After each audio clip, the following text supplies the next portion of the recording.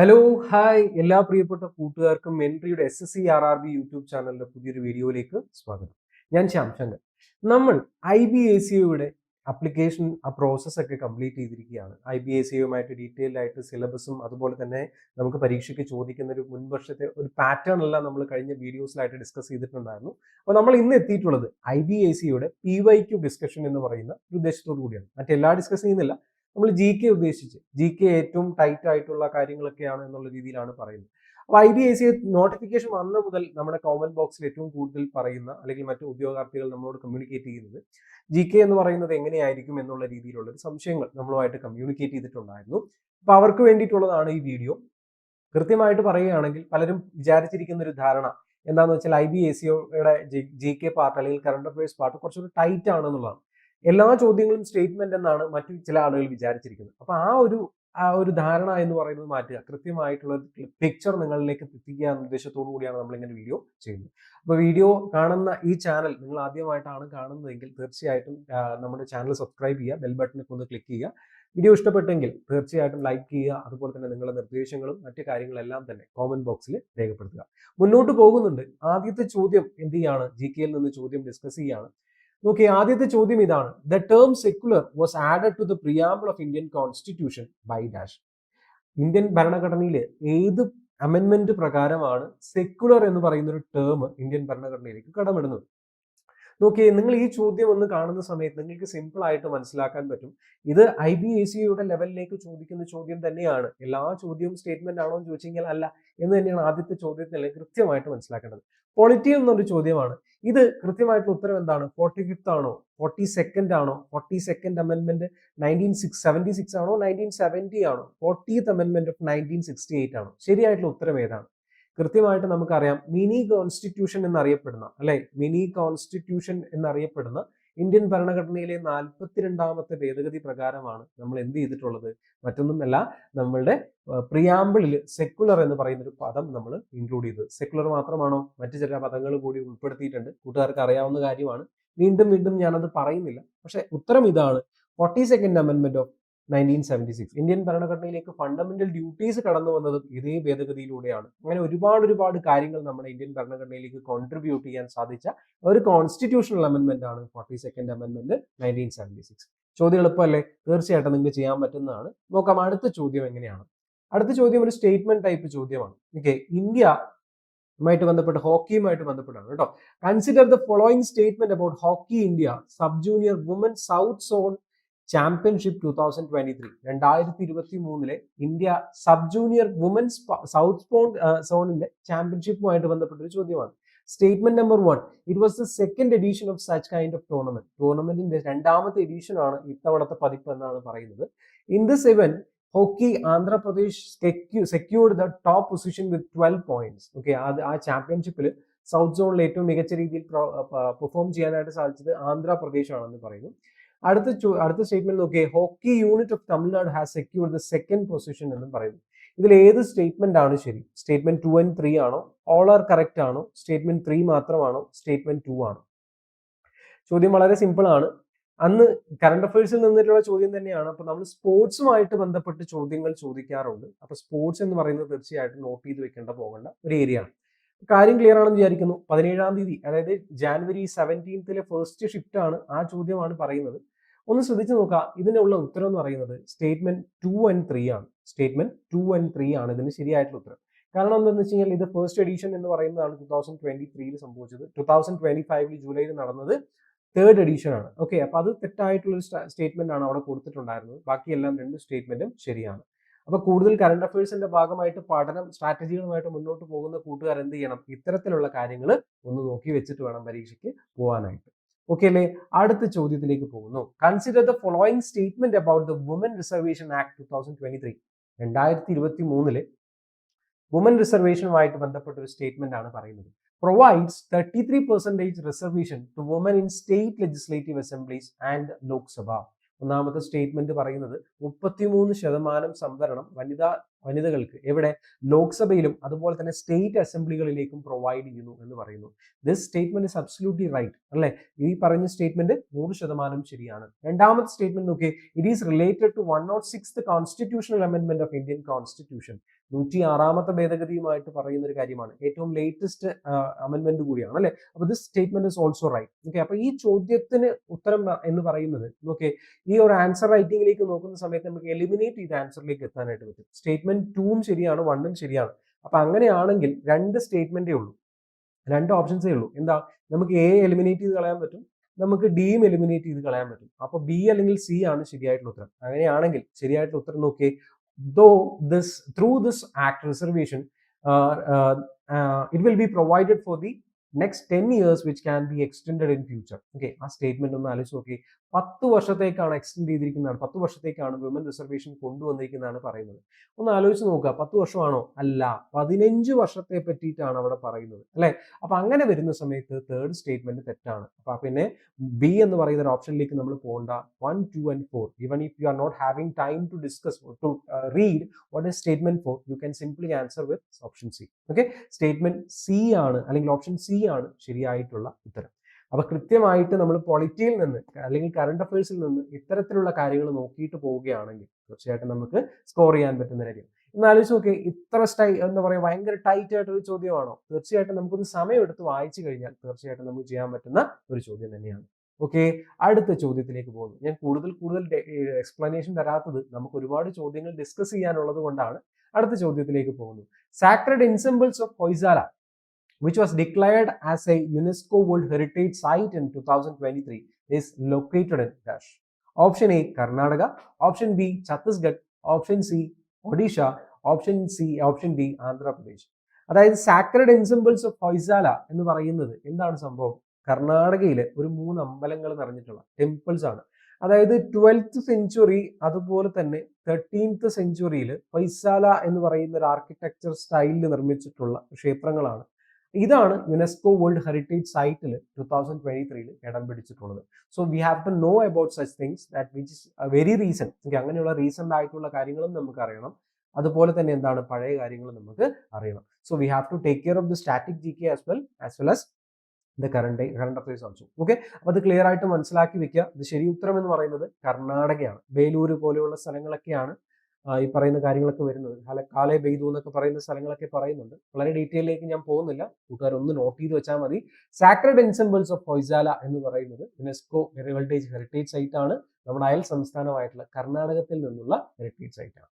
Okay, ആ architecture സ്റ്റൈലിന്റെ കാര്യം പറയുന്നത് മറക്കണ്ട. 12th and 13th സെഞ്ചുറിയിലുള്ള ആർക്കിടെക്ചർ സ്റ്റൈലാണ് അവിടെ ഉള്ളത് എന്നാണ് പറയപ്പെടുന്നത് കേട്ടോ. ഓക്കെ, ശരി, അടുത്ത ചോദ്യത്തിലേക്ക് പോകുന്നു. അടുത്ത ചോദ്യം നോക്കിയേ, as of December 2023 which among the following schemes are related with the ministry of minority affairs. Minority affairs, പിന്നാക്ക ഈ പറയുന്ന മന്ത്രാലയം ഉണ്ടല്ലോ, അവരുമായിട്ട് ബന്ധപ്പെട്ട സ്കീംസ് ഏതൊക്കെയാണെന്നാണ് ചോദിക്കുന്നത്. പ്രധാനമന്ത്രി, ഒന്നാമത്തെ സ്റ്റേറ്റ്മെന്റ് നോക്കി, പ്രധാനമന്ത്രി ജൻ വികാസ് കാര്യക്രമം. ഓക്കെ, ജൻ വികാസ് കാര്യക്രമം എന്ന് പറയുന്ന ഒന്നാമത്തെ സ്റ്റേറ്റ്മെന്റ്. രണ്ടാമത്തത് സാക്ഷം സ്കോളർഷിപ്പ് സ്കീം. മൂന്നാമത്തെ എന്ന് പറയുന്നത് പ്രഗതി സ്കോളർഷിപ്പ്. നാലാമത്തെ എന്ന് പറയുന്നത് ബേട്ടി ബച്ചാവോ ബേട്ടി പഠാവോ എന്ന് പറയുന്ന സ്കീം. ഓക്കെ, ഒന്ന് ആലോചിച്ച് നോക്കിക്കഴിഞ്ഞാൽ സ്കീംസ് ആൻഡ് പോളിസീസ് എന്ന് പറയുന്നത് ഏതൊരു കോമ്പറ്റേറ്റീവ് എക്സാമിനും വളരെ ഫേവറേറ്റ് ആയിട്ട് രീതിയാണ്. Whether you are focusing for SSC exam, whether you are focusing for RRB exam, whether you are focusing for bank exam, whichever examination you are focusing on. Okay, these schemes and policies എന്ന് പറയുന്നത് recent ആണെങ്കിലും പഴയതാണെങ്കിലും it's very very important. Okay, so ministry of minority അഫയേഴ്സിന്റെ കീഴിലുള്ള ഏത് സ്കീമാണ് ഈ കൊടുത്തിരിക്കുന്നതാണ് ചോദ്യം. ഓൺലി 1 ആണ്, ഓൺലി 4 ആണ്, 2 and 4 ആണ്, 1 and 2 ആണ്. ഒന്ന് നോക്കുക, സാക്ഷം സ്കോളർഷിപ്പ്, പ്രഗതി സ്കോളർഷിപ്പ് എന്നൊക്കെ പറയുന്നത് ഓൾ ഇന്ത്യ കൗൺസിലുമായിട്ട് ബന്ധപ്പെട്ടാണ് പ്രഗതിയൊക്കെ വരുന്നത്. സാക്ഷം എന്നൊക്കെ പറയുന്നത് it is this both of this is something related to education. Okay, education മിനിസ്ട്രിയുടെ കീഴിൽ വരുന്ന ഒരു പരിപാടിയാണ് സാക്ഷം സ്കോളർഷിപ്പ് സ്കീമും. അതുപോലെ തന്നെ ഓൾ ഇന്ത്യ കൗൺസിൽ ഫോർ ഈ പറയുന്ന ടെക്നിക്കൽ എഡ്യൂക്കേഷനൊക്കെ ആയിട്ട് ബന്ധപ്പെട്ട് വരുന്ന ഒരു കാര്യമാണ് പ്രഗതി സ്കോളർഷിപ്പ് ഒക്കെ വരുന്നത്. Okay, however it may be, we shall take it as under the ministry of under the scheme of educationന്റെ കീഴിലേക്ക് നമ്മളത് കൊണ്ടുവരികയാണ്. Then comes എന്താണ് Beti Bachao Beti Padhao. It's a very famous scheme which is launch by the central government. എന്താണ് woman ഈ പറയുന്ന എംപവർമെന്റുമായിട്ട് ബന്ധപ്പെട്ട് woman and child എംപവർമെന്റുമായിട്ട് ബന്ധപ്പെട്ട് കൊണ്ടുവന്ന അല്ലെങ്കിൽ വനിതാ ശിശുക്ഷേമ വകുപ്പ് ഡെവലപ്മെന്റ് അവരുടെ മിനിസ്ട്രിയുടെ കൊണ്ടുവന്ന ഒരു പരിപാടിയാണ് ഇത് ബേട്ടി ബച്ചാവോ ബേട്ടി പഠാവോ എന്നൊക്കെ പറയുന്നത്. അപ്പൊ അതും അതല്ല. അപ്പൊ ശരിയായിട്ടുള്ള ഉത്തരം എന്ന് പറയുന്നത് ഓൺലി വൺ എന്ന് പറയുന്നത് മാത്രമാണ്. ഓക്കെ, അതായത് രാജ്യത്ത് ഈ പറയുന്ന മൈനോറിറ്റി അഫയേഴ്സുമായിട്ട് ബന്ധപ്പെട്ട് അവരുടെ ഉന്നമനത്തിന് വേണ്ടി ബേസിക് കമ്മ്യൂണിറ്റീസ് പോലെയുള്ള കാര്യങ്ങൾ ഡെവലപ്പ് ചെയ്യുന്നതിന് വേണ്ടി നടപ്പിലാക്കിയ ഒരു പദ്ധതിയാണ് പ്രധാനമന്ത്രി ജൻ വികാസ് കാര്യക്രമം എന്ന് പറയുന്നത്. ഓക്കെ, അപ്പൊ അതൊന്ന് നോട്ട് ചെയ്ത് വെക്കുക. The schemes and policies which ever we have focusing. Okay, ഏത് എക്സാം ആണെങ്കിലും schemes and policies is A very favourite area. So that might be coming for your exam also. Okay, അടുത്ത ചോദ്യത്തിലേക്ക് പോകുന്നു. ശരിയായിട്ടുള്ള ഉത്തരം ഓൺലി വൺ ആണ്. Okay, ശരിയായിട്ടുള്ള ഉത്തരം അറിയുന്ന ആൾക്കാർക്ക് വേണമെങ്കിൽ എന്ത് ചെയ്യാം, ചോദ്യങ്ങളൊക്കെ ഒന്ന് സ്ക്രീൻഷോട്ട് ചെയ്ത് വെക്കാവുന്നതാണ്. ഓക്കെ, ശരി. ഏത് സമയത്തും നമുക്ക് ഈ വീഡിയോ കാണാനും പറ്റുന്നതാണ്. അതുകൊണ്ട് നമുക്ക് ഞാൻ കൂടുതലായിട്ട് നമ്മൾ പറയുന്നില്ല. അടുത്ത ചോദ്യം നോക്കിയേ. Who among the following are the first ever brother sister duo to become grand masters in chess? വളരെ ഫേവറേറ്റ് ആയിട്ടൊരു ചോദ്യം, നമുക്ക് എല്ലാവർക്കും അറിയുന്ന ഒരു ചോദ്യം. ഓപ്ഷൻസ് എ നോക്കിയേ. പത്മിനി റൗത്ത് ആൻഡ് പരിമരാജൻ റൗട്ട്. പിന്നെ ഓപ്ഷൻ ബി എന്ന് പറയുന്നത് പ്രിയ ഗുപ്ത ആൻഡ് അഭിജിത് ഗുപ്ത, വന്തിക അഗർവാൾ ആൻഡ് സൂര്യ അഗർവാൾ. പിന്നെ ഏറ്റവും ലേറ്റസ്റ്റ് ആയിട്ട് അല്ലെങ്കിൽ ലാസ്റ്റ് ഓപ്ഷൻ എന്ന് പറയുന്നത് വൈശാലി രമേശ് ബാബു ആൻഡ് രമേശ് ബാബു പ്രജ്ഞാനന്ദ. ഈ രണ്ട് ഓപ്ഷൻസ് ആണ് ഏറ്റവും ലാസ്റ്റ് വരുന്നത്.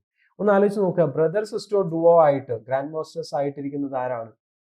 വളരെ ഫേമസ് ആയിട്ടുള്ള വ്യക്തികൾ തന്നെയാണ് അല്ലെ. തമിഴ്നാട്ടിൽ നിന്ന് ചെന്നൈയിൽ നിന്നുള്ള രണ്ട് പേരുകളാണ്. ആ രണ്ട് വ്യക്തികളാണ് അരെ വൈശാലി രമേശ് ബാബുവും അതുപോലെ തന്നെ പ്രജ്ഞാനന്ദ എന്ന് പറയുന്ന അവർ രണ്ടുപേരുമാണ് എന്ത് ചെയ്തിട്ടുള്ളത്, ഒരു ഗ്രാൻഡ് മാസ്റ്റേഴ്സ് ആയിട്ടുള്ള ബ്രദർ സിസ്റ്റർ ഡുവോ എന്ന് പറയുന്നത്. ഓക്കെ, ഇതൊക്കെ വളരെ എന്താ പറയുക, വളരെ ഫെമിലിയർ ആയിട്ടുള്ള ഒരു കാര്യമാണ്. നമ്മൾ കറണ്ട് അഫയേഴ്സിന്റെ പേപ്പറൊക്കെ വായിക്കുന്ന സമയത്ത് കൃത്യമായിട്ട് നമുക്ക് അറിയുന്ന കാര്യം കൂടിയാണ്. അപ്പൊ ഇത്തവണ എന്ത് ചെയ്തിട്ടുണ്ട്, നമ്മൾ കൊനേരു ഹംപി പോലെയുള്ള ആളുകളൊക്കെ പങ്കെടുത്തിട്ടുള്ള ഇവന്റ് ഒക്കെ നടന്നിട്ടുണ്ട്, ഫൈഡ് ചാമ്പ്യൻഷിപ്പ് ഒക്കെ നടന്നിട്ടുണ്ട്. അതിന്റെ കാര്യങ്ങളൊക്കെ കൂട്ടുകാർക്ക് അറിയാമെന്ന് വിചാരിക്കുന്നു. ഓക്കെ, അപ്പോൾ അതിന് ചാമ്പ്യൻ ആയിട്ടുള്ള ആ വ്യക്തിയുടെ പേര് അറിയാമോ എങ്കിൽ താഴെ ഒന്ന് കമന്റ് ചെയ്യാം. ഓക്കെ, നിങ്ങൾക്ക് അറിയുന്നുണ്ടോ എന്ന് നമുക്ക് ചെക്ക് ചെയ്യാലോ.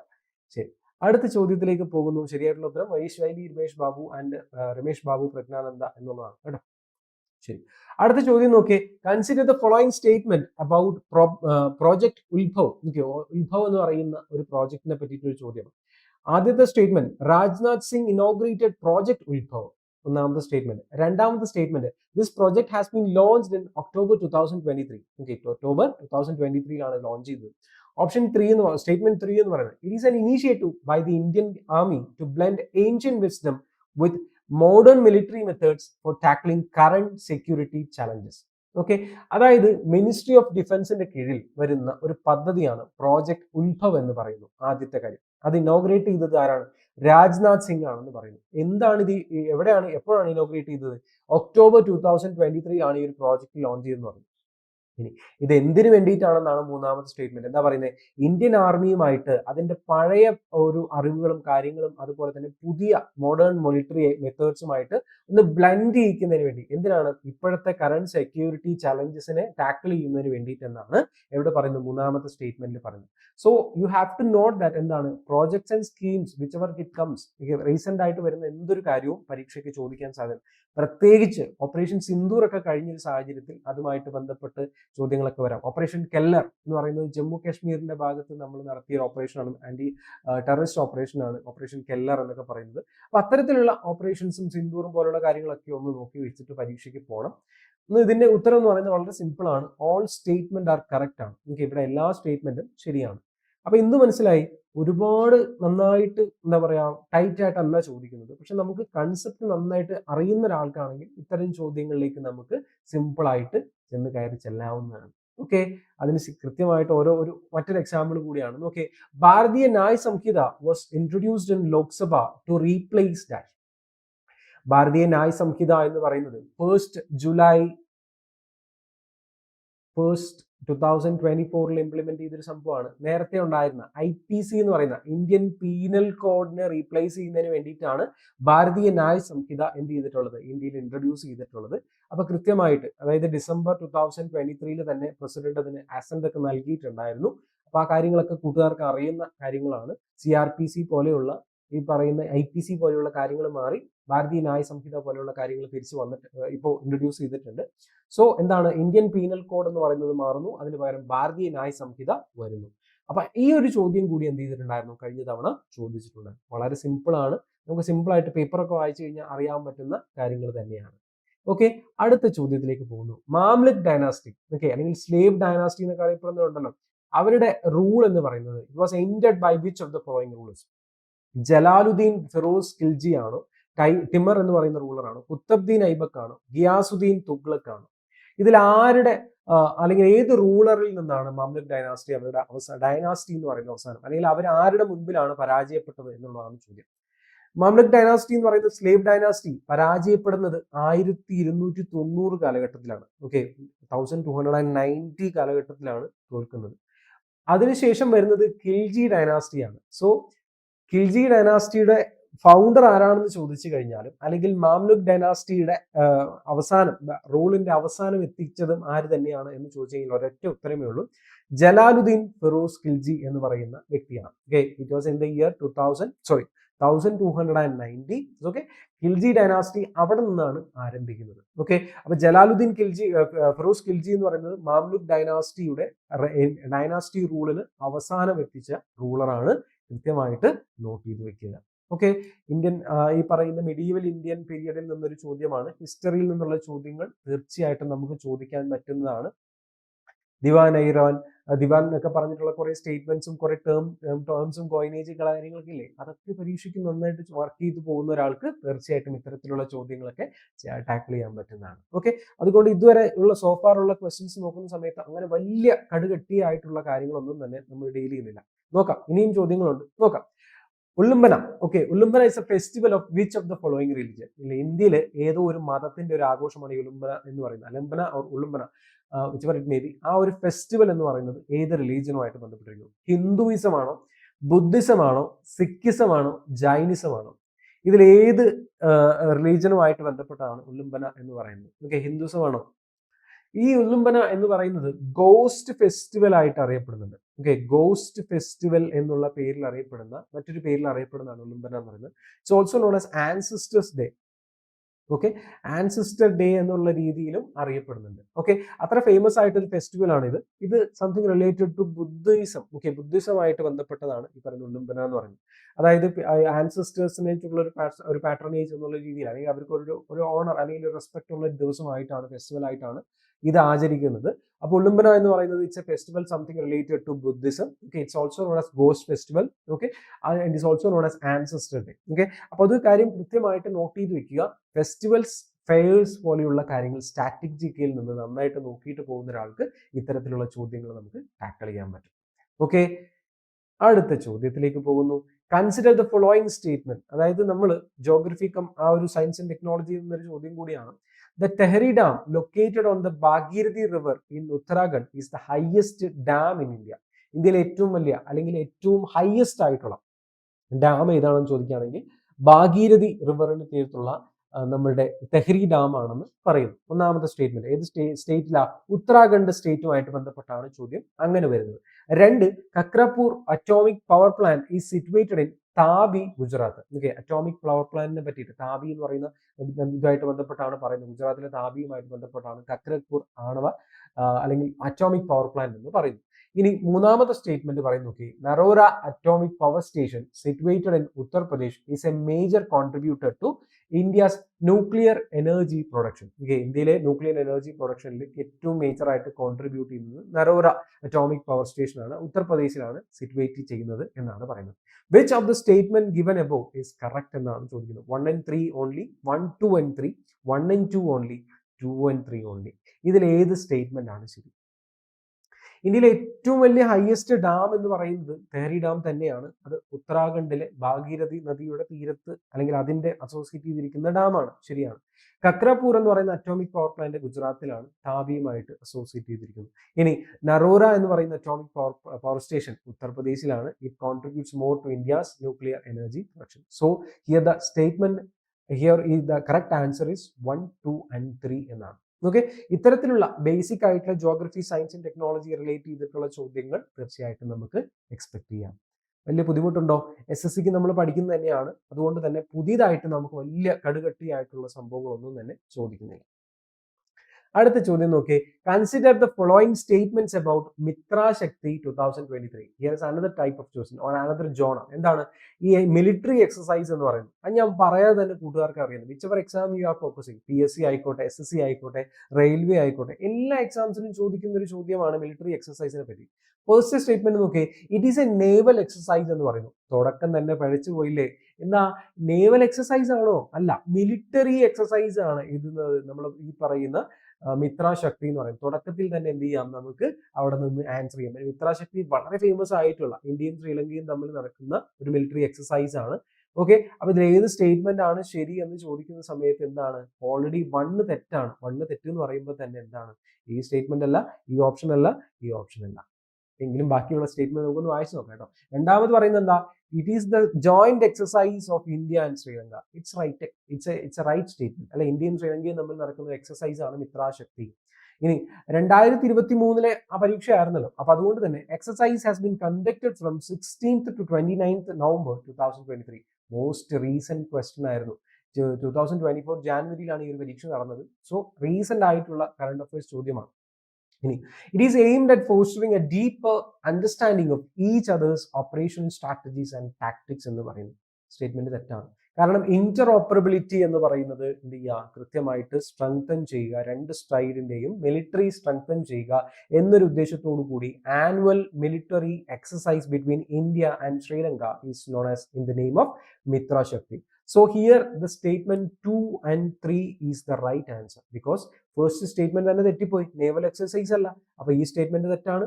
ഓൾ ആർ കറക്റ്റ് എന്ന് പറയാൻ പറ്റില്ല, 1, 3 and 4 എന്ന് പറയാൻ പറ്റില്ല. Only the right statement and the right answer is 2 and 3 only. Okay, ഇങ്ങനെയാണ് നമ്മളൊരു ആൻസറിനെ ക്വസ്റ്റിനെ അപ്രോച്ച് ചെയ്യേണ്ടത്. സ്റ്റേറ്റ്മെന്റ് നമുക്ക് ഉത്തരം അറിയില്ലെങ്കിൽ പോലും, ചില കാര്യങ്ങൾ ഫുൾ ആയിട്ട് നമുക്ക് അറിയില്ലെങ്കിൽ പോലും, അറിയുന്ന കാര്യങ്ങൾ വെച്ച് ഓപ്ഷൻസിന് എലിമിനേറ്റ് ചെയ്യാൻ പറ്റുമോ എന്നൊന്ന് ചെക്ക് ചെയ്യാം. ഇങ്ങനെ ഇതുവരെ മുമ്പ് പരീക്ഷകൾ എപ്പോഴെങ്കിലും ഓപ്ഷൻസ് എലിമിനേറ്റ് ചെയ്ത് ശരി ഉത്തരം കണ്ടെത്തിയിട്ടുള്ള കൂട്ടുകാരുണ്ടെങ്കിൽ തീർച്ചയായിട്ടും താഴെ കമന്റ് ചെയ്യുക. ഏത് പരീക്ഷയ്ക്കാണ്, എങ്ങനെയാണ് നിങ്ങളുടെ സ്ട്രാറ്റജി വർക്ക്ഔട്ട് ചെയ്തതെന്ന് താഴെ കമന്റ് ചെയ്യുക. ഓക്കെ അല്ലേ? അടുത്ത ചോദ്യത്തിലേക്ക് പോകുന്നുണ്ട്. Which of the following city is recognised as city of music by UNESCO's creative city network? വീണ്ടും ഒരു ചോദ്യം. നമ്മൾ നേരത്തെ പറഞ്ഞിട്ടുള്ള ഒരു യുനെസ്കോയുടെ വേൾഡ് ഹെറിറ്റേജ് സൈറ്റിനെ പറ്റിയിട്ട് ഒരു ചോദ്യം ഉണ്ടായിരുന്നു. ഇവിടെ എന്താ, സിറ്റി ഓഫ് മ്യൂസിക് എന്ന് റെക്കഗ്നൈസ് ചെയ്തിട്ടുള്ള യുനെസ്കോയുടെ ക്രിയേറ്റീവ് സിറ്റി എന്ന് പറയുന്ന നെറ്റ്വർക്കിലേക്ക് സിറ്റി ഓഫ് മ്യൂസിക് എന്ന് റെക്കഗ്നൈസ് ചെയ്തിട്ടുള്ള ഇന്ത്യൻ സിറ്റി ഏതാണ്? ശ്രീനഗർ ആണോ, ജയ്പൂർ ആണോ, ന്യൂഡൽഹി ആണോ, ഗ്വാളിയാർ ആണോ? ഓക്കെ, ഗ്വാളിയാർ ആണോ, ന്യൂഡൽഹി ആണോ, ജയ്പൂർ ആണോ, ശ്രീനഗർ ആണോ? ഈ ചോദ്യത്തിന് ഉത്തരം പറയാനായിട്ട് പെട്ടെന്ന് എനിക്ക് ഓർമ്മ വരുന്നത് ആറാം നമ്പുരാൻ എന്ന് പറയുന്ന സിനിമയിലെ ഒരു ഡയലോഗാണ്. എങ്ങോട്ട് വെച്ച് പിടിക്കാൻ? ഗ്വാളിയാറിലേക്ക് വെച്ച് പിടിപ്പിക്കാൻ. ഖുറാനകളുടെ ഗോറിയ എന്നൊക്കെ ഗ്വാളിയാർ എന്നൊക്കെ പറയുന്നില്ലേ? അതാണ് ഗതകാല സ്മൃതികൾ ഉണരുന്നത് എന്നൊക്കെ പറഞ്ഞിട്ട് നമ്മൾ പറയുന്നില്ലേ, ലാലേട്ടൻ പറയുന്നില്ലേ? ആ ഒരു കാര്യം ഓർത്തു വെച്ചാൽ മതി. സിമ്പിൾ ആണ് ഉത്തരം. ശ്രീനഗർ അല്ല, ജയ്പൂർ അല്ല, ന്യൂഡൽഹി അല്ല. ശരിയായിട്ടുള്ള ഉത്തരം ഗ്വാളിയാറാണ്. ഓക്കെ, അപ്പൊ യുനെസ്കോയുടെ ക്രിയേറ്റീവ് സിറ്റി നെറ്റ്വർക്കിൽ സിറ്റി ഓഫ് മ്യൂസിക് എന്ന് പറയുന്ന റെക്കഗ്നേഷൻ ലഭിച്ചിട്ടുള്ള സിറ്റി എന്ന് പറയുന്നത് ഇറ്റ്സ് മധ്യപ്രദേശിലെ ഗ്വാളിയാറാണ്. ഇനിയും ചോദിക്കാം, ഏത് പരീക്ഷയ്ക്കും ചോദിക്കാൻ പറ്റുന്ന നല്ലൊരു ചോദ്യമാണിത്. നോട്ട് ചെയ്ത് വെക്കുക. ഓക്കെ, അടുത്ത ചോദ്യത്തിലേക്ക് പോകുന്നു. The literacy rate of males in India as per 2011 census is around dash. Approximately ആണ് ചോദിച്ചിരിക്കുന്നത്.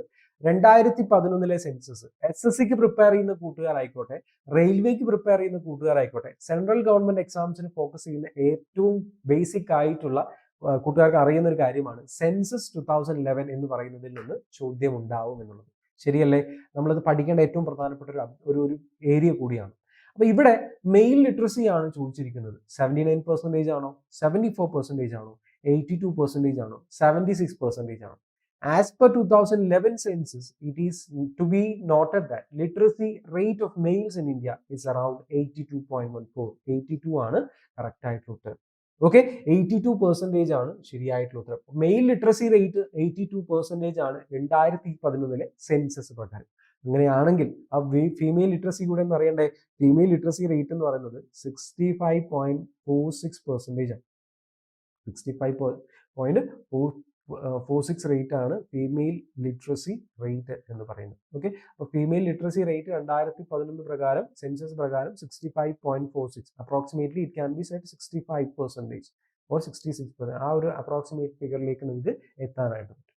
ഓക്കെ, അങ്ങനെയാണെങ്കിൽ ഞാനൊരു ഹോംവർക്ക് നിങ്ങൾക്ക് തരികയാണ്. ഇന്ത്യയുടെ ആസ് പെർ 2011 സെൻസസ് ഇന്ത്യയുടെ ടോട്ടൽ ലിറ്ററസി റേറ്റ് എത്രയാണെന്ന് അറിയുന്ന കൂട്ടുകാർ താഴെ കാണുന്ന കോമന്റ് ബോക്സിൽ രേഖപ്പെടുത്തുക. ഓക്കെ, അങ്ങനെയാണെങ്കിൽ അടുത്തതിലേക്ക് പോകുന്നുണ്ട്. അടുത്ത ചോദ്യം ഒരു മാച്ച് ദ ഫോളോയിങ് ചോദ്യമാണ്. Okay, match the list 1 and list 2, select the correct answer using the code given below. Option list 1 chat ബോട്ടുകളെ പറ്റിയിട്ടാണ് പറയുന്നത് കേട്ടോ.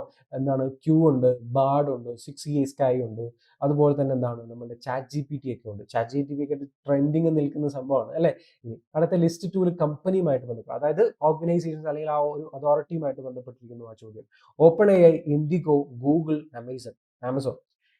നിങ്ങളൊന്ന് മനസ്സിലാക്കി വെക്കുക, ബിസിനസ്സും ബാക്കിയുള്ള കാര്യങ്ങളും ഡെവലപ്പ് ചെയ്യുന്നതിന് വേണ്ടി ആമസോൺ നിർമ്മിച്ചിട്ടുള്ള ഒരു ചാറ്റ് ബോട്ടാണ് ക്യൂ എന്ന് പറയുന്നത്. ഓക്കെ, ക്യൂ എന്ന് പറയുന്നത്.